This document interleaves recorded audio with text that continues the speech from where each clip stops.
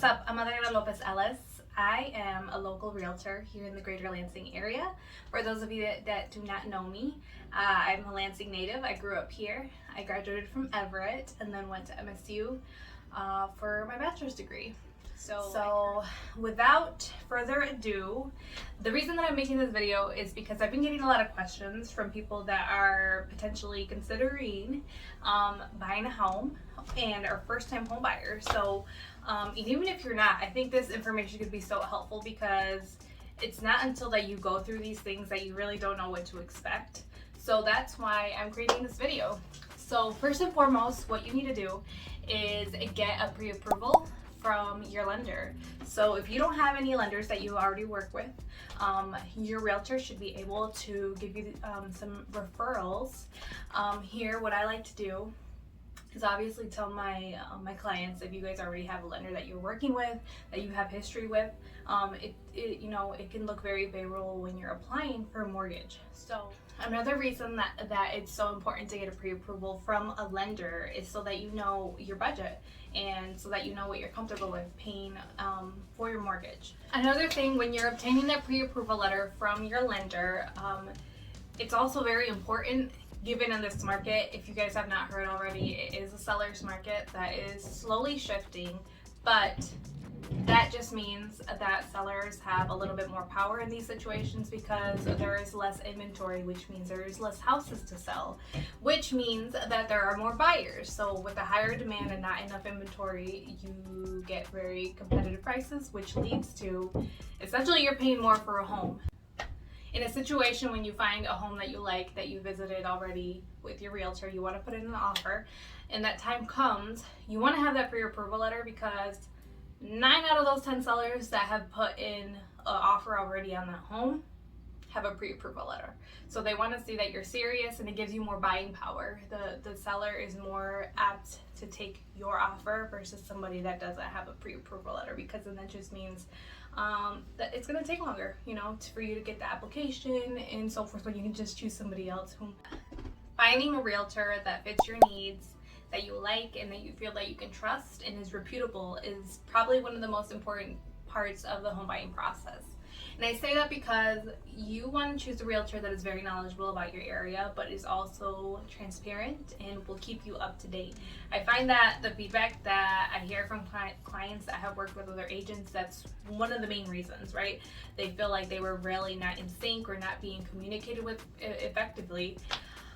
To the point that they had to find another agent. So I make that my priority essentially when I'm working with clients, is just making them in the know, especially with first-time home buyers. Now with people who have already purchased a home, I can see you wouldn't want to baby them so much, and it's not even that you're babying them, but you're just holding their hand throughout the process, which is totally okay. Because me, as a first-time home buyer, and I actually went through this when I was going through the process myself, was that I found an agent that was very experienced and is very successful. And however, when I was going through the looking process, going to homes with her, she did not take the time to explain everything to me. I don't know what an offer is. I don't know what comes with that. What does that mean? What is an inspection? What is an appraisal? You're throwing all this jargon at me. I don't know any of it. If you want to know more about what the pre-approval process looks like, I would be happy to create a video for that separately, just for the sake of time and wanting to limit this to a shorter type video, just to give people an overview of what the buying process is. I'm just gonna go through the steps, not so much in detail, but just give you the more important information that you need. It's very important to make a list of your wants versus your needs. When I say that, wants could be something like you want an open floor concept. It could also mean that you want your home to have a guest house. That's stuff not that you don't really need. It's just stuff that you want, right? Needs are more things that you absolutely, your home that you purchase has to have. Something else that I want to add to that is also that you are never going to find the perfect home, and that is just reality unless you're building the home from ground up. So Unless you're doing that, you're gonna have to compromise on some things that the house that you offer on is probably not gonna have. Now it's time to make that offer.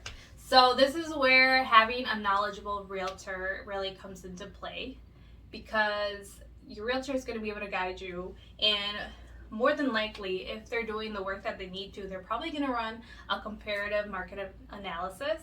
A CMA is what we call it, and that's just really to give you a price range, what to offer on the home. And essentially, when we're running that analysis, that means that we're running like a comparison. That's exactly what it is, for the neighborhood that home's in, what our house is selling like, just so that it avoids you overpaying for a home that you don't need to, but it also avoids you throwing a lowball offer, which can take you out the game really quick. So your realtor will be your best friend in that scenario. So you put in your offer, and a few days from now, your offer is accepted. So that is awesome news. And the next step begins of preparing for your inspection. So your realtor will be able to explain this a little bit better in more detail. For your inspection will typically range between $325 to $450, and that definitely varies. It could be more, it could be less, on the size of the home and also the inspection company that you use. Your realtor will be able to give you some referrals. Inspections are very important during the home buying process, because the inspection is what allows the buyers to know what really lies in the home, because the home can look beautiful, but it may need a new roof. It may have some water issues in the basement. It may need some updated floorings, may need to be repaired completely, what have you. The list can go on forever, but essentially the inspection is for the buyer's benefit. After your inspection is done, assuming that everything went great and you still want to proceed with the purchase of your home, then the next step is to order appraisals. So usually your lender will reach out to you in that case, and you will set up a date to have an appraisal at that home. An appraisal is basically just to make sure, it's for the lender ensuring that the home that you are offering to purchase is really worth what you are offering.